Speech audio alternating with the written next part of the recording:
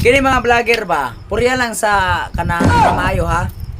Magsikinig atang sa mga viral nga video, no? Oh, mga baga kay mugnaw, sa paon ay. Kamo mga vlogger ng uban ba, mga baga kay mugnaw, mga uban ba, purya lang sa mayo ha, di ko ni lahat ha. Kini mga uman nga vlogger mag-atang lang sa mga video nga mga sikat, kailang kawaton. Pag magkawat nila, ilay sim cellphone, ilay kato ikat ila edit, i-upload sa channel. Kamo wa may mga originality, no? Wa may mga originality. Ha? Try na nyo nga mag-video mga inyo lang nga wa mo ka nang gipangkawat nga video. Kasi gusto ko rin mga awat. No? Mudawat lang maglimpyo. Kamo mga vlogger nga kanang mga kawatan ha. Purya lang sa mamayo ha. Sa tinuod lang no. Daga kay mga vlogger rin mga kawatan sa mga video, mag-atang lang nga mo.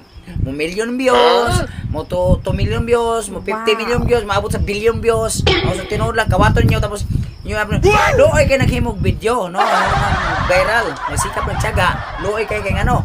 Oh, nag-viral. Tapos pag-viral, kawaton na ninyo, di na siya mo-income, na sa inyo income mo balhin.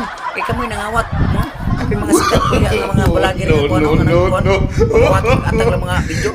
Hoy, pag-antos mo, pag-sikat mo, pag-tsaka mo, mag-imo mo content para sa mo viral.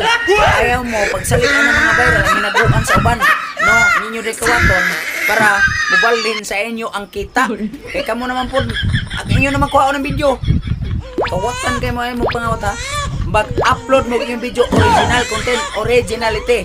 Ay mo pag ilabutan ng mga video nga nag-viral. Para nyo kawatan mo yung channel. Ito ha. Pagmat mo naman mga kamusad ka ng mga content creator. Abangan nyo, bantayan nyo ha.